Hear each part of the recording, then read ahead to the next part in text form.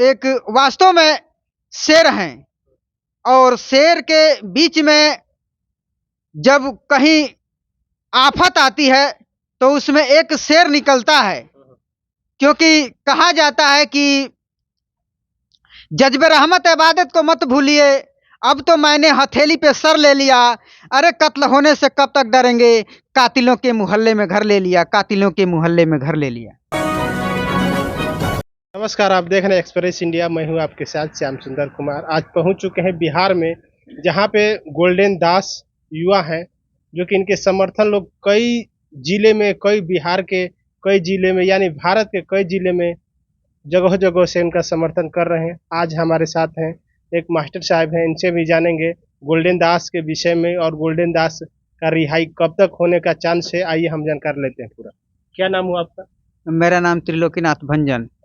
ये बताए, गोल्डन दास को लेकर कैसे आप उसको देखते हैं?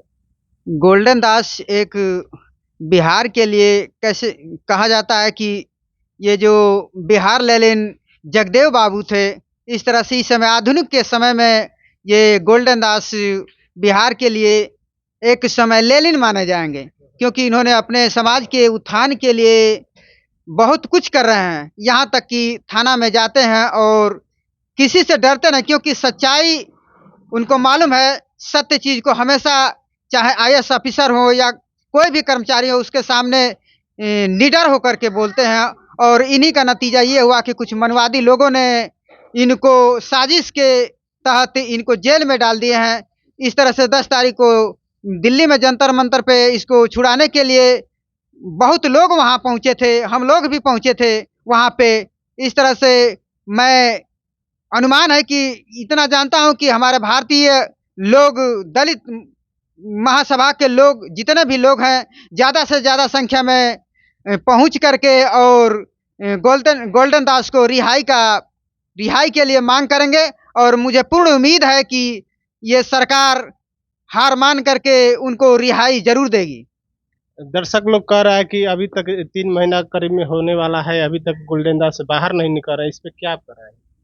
गोल्डन दास बाहर निकलेंगे, लेकिन मानववाद का जो स्थिति है इस समय जो सरकार चल रही है, उसको इतना जकड़ करके बैठा हुआ है कि सत्य को लोग, बहुत कम लोग जानते हैं। लेकिन सत्य का उजागर कब होगा? जब हम एक साथ एकजुट होकर के एक नारा दे करके हम लोग उनको रिहाई करने के लिए आगे बढ़ेंगे, तो मुझे पूर्ण उम्मीद है कि वो जेल से छूट जाएंगे। कुछ दलित के लोग व्यक्ति बोल रहे थे कि जो दलित में नेता पैदा होता है, चाहे जब वीरों क्रांति में पैदा होता है, तो वो जेल का सलाखों में पीछे रहता है। आप कैसे देखते हैं?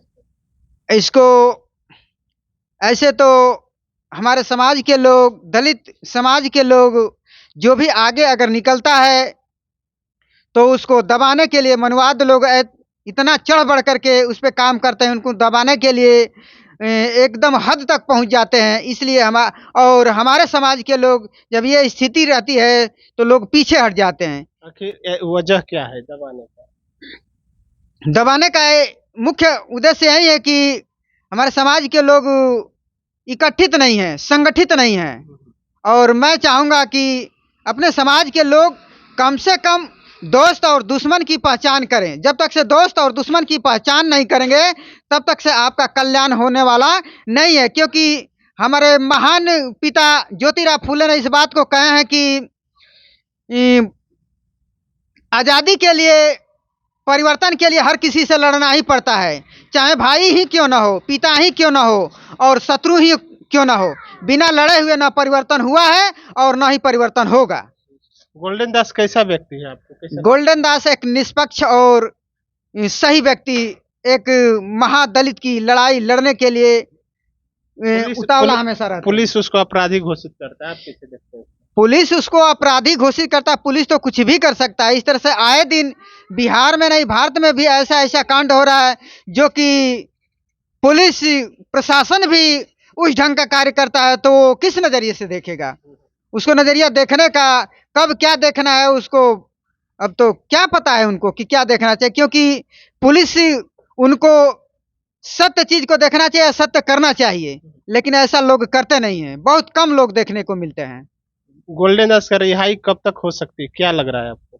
गोल्डन दास का रिहाई जल्द ही लगभग 15-20 दिन के अंदर उनका रिहाई हो जाएगा। मुझे ये पूर्ण उम्मीद है।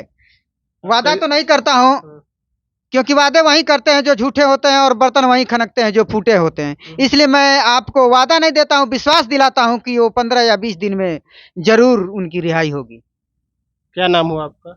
मेरा नाम त्रिलोकीनाथ, ग्राम जैतपुरा, पोस्ट नुआव, जिला कैमूर, भभुआ, बिहार का अस्थायी मूल निवासी हूँ अच्छा, और एक सामाजिक कार्यकर्ता हूँ। गोल्डन दास को आप शेर मानते हैं, उसके शेर के नाम पे एक शायरी हो जाए।